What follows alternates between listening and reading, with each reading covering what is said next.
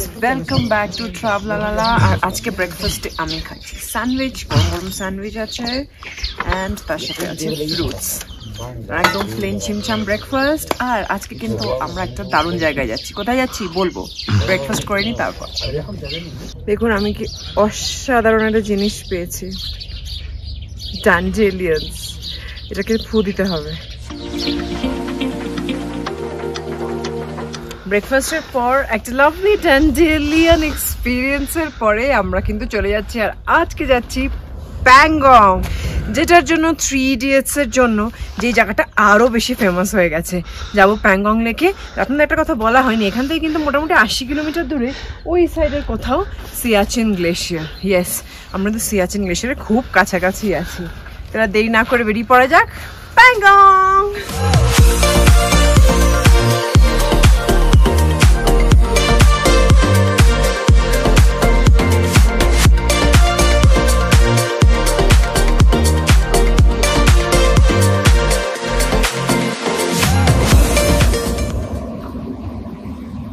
রাস্তায় যেতে যেতে দাঁড়িয়ে পড়লাম, কারণ সিনারিটা খুবই সুন্দর।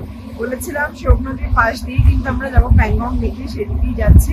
হালকা একটু হাওয়া দিচ্ছে, তাই ভাবলাম এবার জ্যাকেটটা পরেই নিই, কোনো রিস্ক নেওয়ার দরকার নেই। জলের কালারটা দেখেছেন, অদ্ভুত নীল। বরফের টুপি পরা পাহাড় দেখা যাচ্ছে।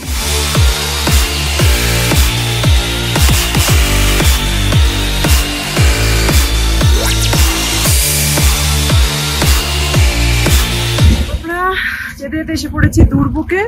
এখানেই কিন্তু আমরা লাঞ্চ করব এই ছোট্ট রেস্টুরেন্টটাতে। এবং এখান থেকে প্যাংগং আরো 1.5 ঘন্টা মতো। রাস্তা ভালো থাকলে 1 ঘন্টায় হয়ে যেত, কিন্তু রাস্তা এখন বাড়ানো হচ্ছে, তার জন্য এখন রাস্তা এত খারাপ অবস্থা। ঠিক আছে, নেভার মাইন্ড, আজকে তো আর কিছু করার নেই। প্যাংগং এ গিয়ে প্যাংগং এর ভিউজ এনজয় করা ছাড়া ভালো লাগে একটু পেট পুজো।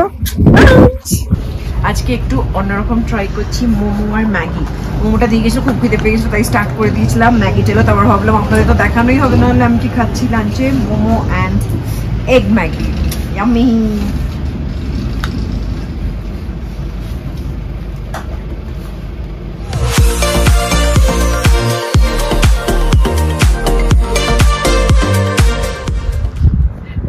যেতে যেতে ছোট্ট বন্ধুদের সাথে দেখা হয়ে গেল, তাই নেমে ওদের সাথে একটু ফটো আর ভিডিও না তুলে পারলাম না।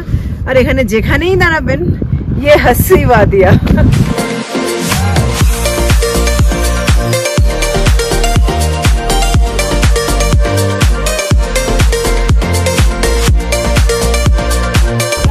ফাইনালি লেক প্যাংগং এর সাথে আমরা চলে এসেছি। দেখতেই পাচ্ছেন বিশাল বড় লেক, এবং এটা 30% মাত্র ইন্ডিয়াতে আছে, বাকি পুরোটা চায়নাতে আছে। এই যদি 30% হয়, বুঝতেই পারছেন লেকটা কত বড়, বিশাল। এখানে শুধু দাঁড়িয়ে শুধু লেকটা দেখার জন্য, আর কিছু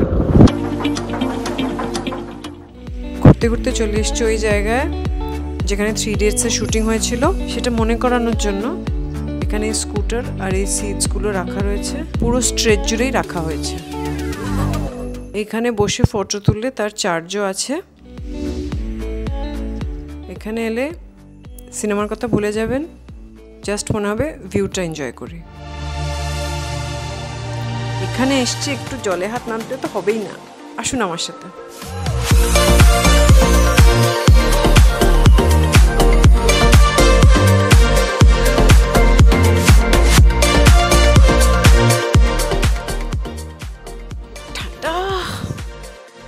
আসলে হাওয়াটাই বেশি ঠান্ডা দিচ্ছে, হাওয়াটা না থাকলে কিন্তু বেশ ভালো।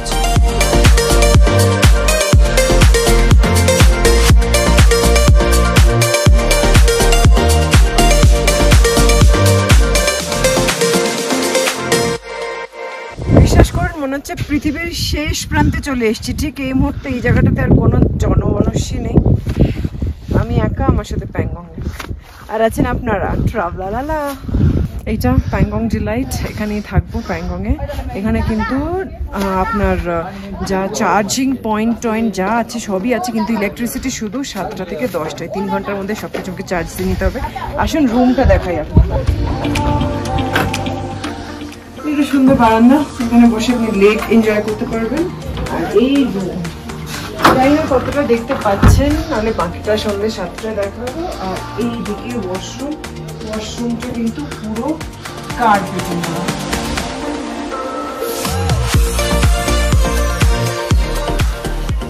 তাহলে এখন চা খেয়ে ফ্রেশ হবো, আবার আপনার সাথে কথা বলবো। বাই। স্নোফল স্টার্ট হচ্ছে, খুব হালকা গুড়ি গুড়ি, বুঝতে পারছেন ক্যামেরায় আসছে। ইটস অলরেডি স্নোয়িং, বেশ এক্সাইটিং একটা ব্যাপার লাগছে।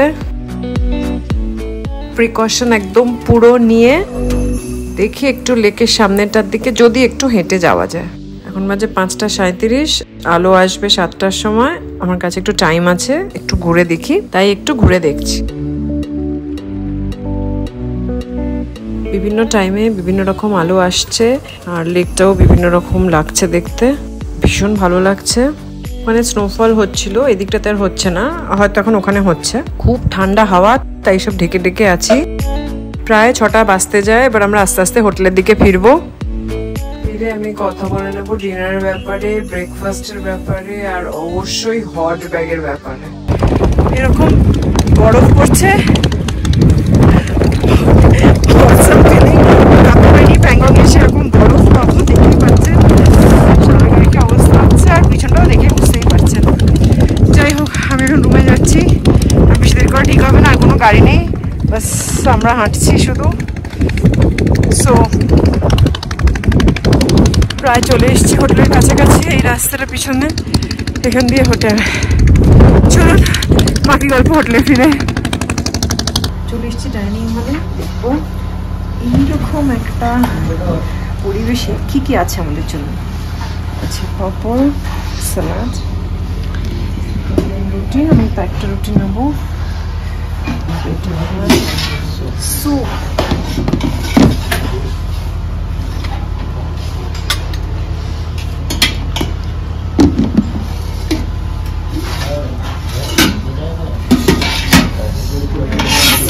রাইসটা নিয়ে, রাইস আছে, ডাল আছে,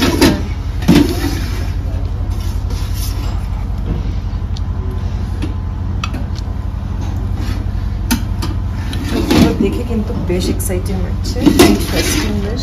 ঠিক আছে, পনির। আচ্ছা, আমি এটা যেন একটা বাটি নেবো, আমি একটা বাটি নিয়ে পনিরটা নেবো, তারপর আপনাদের বলবো কেমন খেতে হয়েছে। বসে গেছি আমার ডিনার নিয়ে।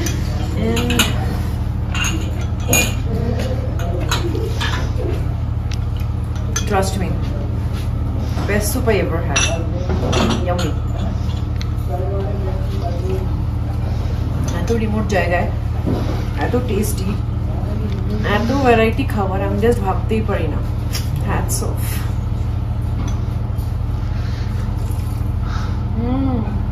একটা জিনিস খাবার মাঝখানে নামগুলো পারছি না, এই যে মিক্সড ভেজটা না, this is like awesome, too good. এত ভালো মিক্সড ভেজটা বানিয়েছে, মনে হচ্ছে না এত দূরে এত ফিট উপরে বসে খাচ্ছি এটা। Good morning guys, welcome back to Travelala. আর আজকে ব্রেকফাস্টে আছে পরোটা আর আলুর তরকারি, দেখে তো বেশ ইন্টারেস্টিং লাগছে। আমি নর্মালি খুব একটা পরোটা খাই না, বাট এটা দেখে আমার ভীষণ ভালো লাগছে, তাই নিলাম। আর ওর সাথে আছে bread butter toast and jam, but I stick to this. একটু ওয়েট করে আমি খেয়ে বলছি, বিকজ আলুটা তো আমার দেখে ভীষণ ভালো লাগছে।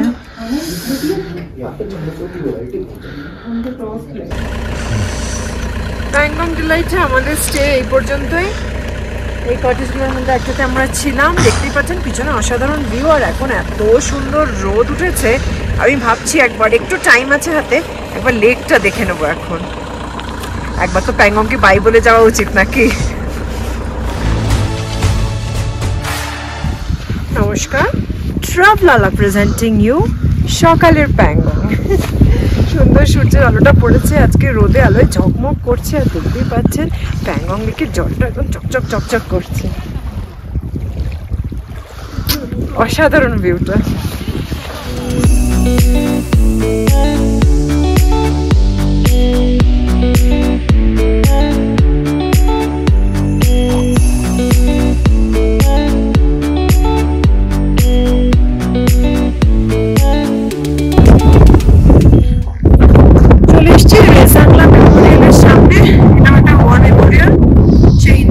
ঘরেরই মেমোরিয়ালস আছে এবং যারা শহীদ হয়েছে তাদের নাম, তাদের ফটো সব আছে ভেতরে। রেসাংলা ওয়ার মেমোরিয়ালটা দেখতে দেখতে যাচ্ছি আমরা। ইনি আমাদের কিন্তু বোঝাচ্ছেন পুরো ব্যাপারটা, আর ভিডিওগ্রাফি এখানে অ্যালাউড, তাই কোনো প্রবলেম নেই।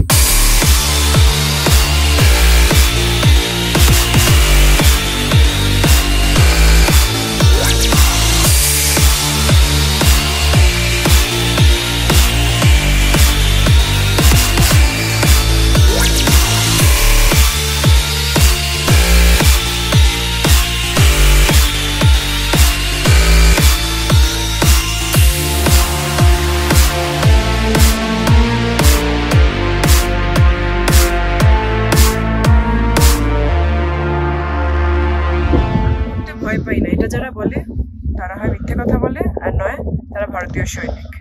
এই কথাটা আমার খুব ভালো লাগলো। এটা ডকুমেন্টারিতে শুনলাম, ভেতরে একটা ডকুমেন্টারি ছিল এই 1962 সালে যে ইন্ডিয়া চায়নার যে ওয়ারটা হয়েছিল সেটা নিয়ে একটা ডকুমেন্টারি। কি ভয়ঙ্কর বীরতার সাথে আমাদের ইন্ডিয়ান সোলজাররা করেছিলেন সেটারই বর্ণনা। 124 জনের মধ্যে 113 জন মারা গেছিলেন, আর চায়নাতে মারা গেছিল 1300।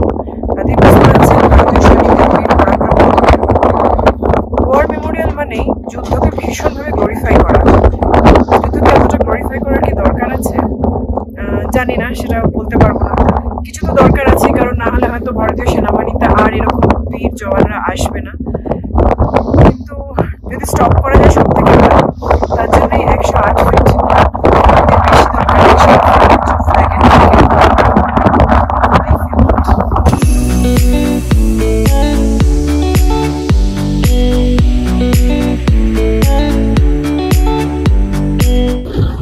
দুটো প্রান্তর কোথাও কিছু নেই, তার মাঝখানে কোথাও একটা হোমস্টে যেখানে লাঞ্চ ডিনার পাওয়া যায়।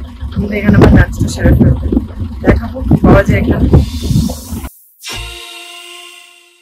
আমার এই দিকটা পুরো দেখতেই পাচ্ছেন বালি, মানে মরুভূমির মতন বালি, পাহাড় থেকে বালি নেমে আসছে মনে হচ্ছে যেন। আমি এইরকম দৃশ্য দেখিনি, আর সেরকম হাওয়া দিচ্ছে বাইরে। বাইরে এখন বেরোলে মোটামুটি জ্যাকেট মানে ফুল প্রুফ হয়ে বেরোতে হবে, নাহলে সম্ভবই না। রাতে করে রাত্রিবেলা কত যে টেম্পারেচার নামে আমার কোনো আইডিয়া, -5-10 তো নেমেই যায় বোধহয়।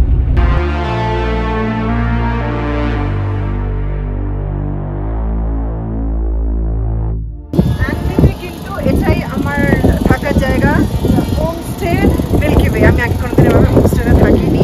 সে একবার অরুণাচল প্রদেশে ছিলাম, আজকে আরেকবার থাকছে। এটা কিন্তু প্রপার হোমস্টে। অরুণাচল প্রদেশটা একটু হোটেল কাইন্ড অফই ছিল। আসলে আপনাদের দেখাই কিরকম।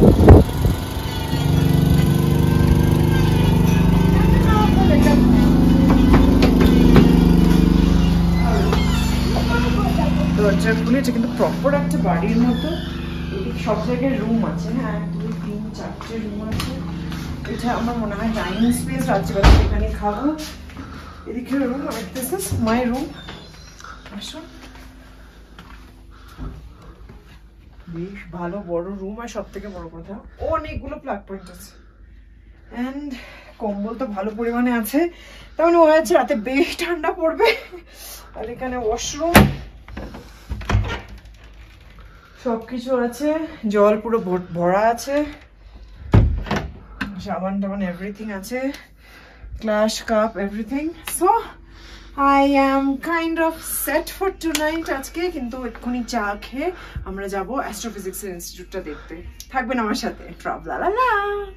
আমার অসাধারণ হোমস্টে মিল্কি ওয়েতে একটু চা খেয়ে বেরিয়ে পড়লাম এখন অ্যাস্ট্রোফিজিক্সের সেন্টারটা দেখতে। আনলেতে কিন্তু আগে টুরিস্ট অ্যালাউড ছিল না, এই রিসেন্ট 2 বছরই হয়েছে অ্যালাউড হয়েছে। তাই এখন সব হোমস্টেগুলোই কিন্তু ভালোভাবে নিজেদেরকে আরও প্রিপেয়ার করছে। আমরা রাস্তা যেতে যেতে দেখে নেব, মানে ধুধু প্রান্তর, কোথাও কিছু নেই, শুধু পাহাড় পাহাড়, ছোট পাহাড়, বড় পাহাড়, মরুভূমি, আর অফকোর্স অ্যাস্ট্রোফিজিক্সের সেন্টার। চলুন দেখেন। আমরা রিসার্চ সেন্টারের ভেতরে ঢুকেছি। এখানে কিন্তু যারা টুরিস্ট আসে তাদের জন্য একটা স্পেশাল ব্যবস্থা করা আছে। ইন্ডিয়ান অ্যাস্ট্রোনমিক্যাল অবজারভেটরি দেখতে পাচ্ছেন। আনলে এটা সম্পর্কে আমরা অনেক কিছু জানতে পারি।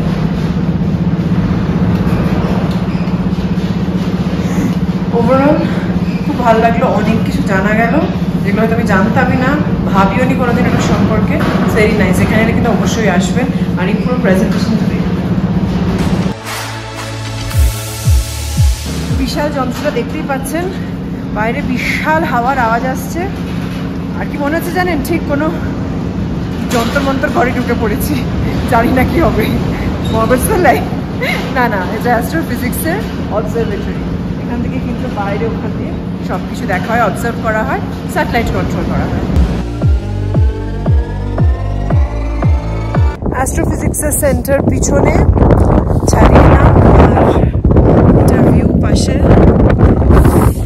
ভীষণ ঠান্ডা হাওয়া দিচ্ছে। যদি হাওয়া না দেয় টেম্পারেচার ইজ কন্ট্রোলেবল, হাওয়াটা দিলে কিন্তু খুব ঠান্ডা। তো অলওয়েজ কিন্তু বালাক্লোভা জাতীয় জিনিস পরে নাক ঢাকা, নাহলে কিন্তু একটু bye bye astrophysics centre for now. দেখি রাতে নাকি টেলিস্কোপে চাঁদ দেখা যেতে পারে। আমরা যে হোমস্টেতে আছি মিল্কি ওয়ে, ওইখানে একটা ভালো টেলিস্কোপ আছে দেখলাম, 100% দিয়ে আমরা এখন ধরতে পারি। Let's see. হোমস্টেতে থাকার যে ব্যাপারটা আছে, সবাই মিলে একসাথে কিন্তু আমরা ডিনার করছি। আমাদের চিমনি জ্বলছে, এই ঘরটা কিন্তু বেশ গরম, খুব আরাম লাগছে। অনেক খাবার আছে, সবজি, ডাল, এখানে আছে রাইস, আর একদম গরম গরম চাপাতিস, ইয়েস, আর সাথে কিন্তু আচারও আছে। আমি আগে খেতে শুরু করে দিয়েছিলাম, বিকজ আমার খিদে পেয়ে গেছিল আর খাওয়াটা খুব ইয়ামি লাগছিল, তার জন্য it is actually very yummy. পেয়ে গেছি আমার ছোট্ট বন্ধুকে, সুইটি ওর নাম জেনা। হাই, সে হাই। ও কিন্তু অনেকক্ষণ খেলেছে আমার সাথে, হ্যাঁ অনেকক্ষণ আমার সাথে খেলেছে কিন্তু, তাই না? হ্যাঁ না? ইয়েস, খুব মজা হচ্ছে এরকম বেশ গরম গরম ঘরে গরম গরম খাবার খেতে। Sweet sweet sweet sweet. জেনা, জেনা সে হাই, জেনা, জেনা সে হাই। উপসি। আমাদের ডিনার হয়ে গেছে। ডিনারের পর এখন ডেকেছে, আকাশ ক্লিয়ার হয়েছে, টেলিস্কোপ দিয়ে দেখার জন্য। দেখা যাক কি দেখা যায়। I am very very excited. আসুন আমার সাথে। খুব অন্ধকার থাকে, আপনাদের ভালো করে দেখাতে পাচ্ছি না, কিন্তু এখানে একটা ভালো টেলিস্কোপ আছে যার সাহায্যে কিন্তু খুব ভালোভাবে আকাশের তারাগুলো, সমস্ত গ্রহ নক্ষত্রগুলো দেখা যায়।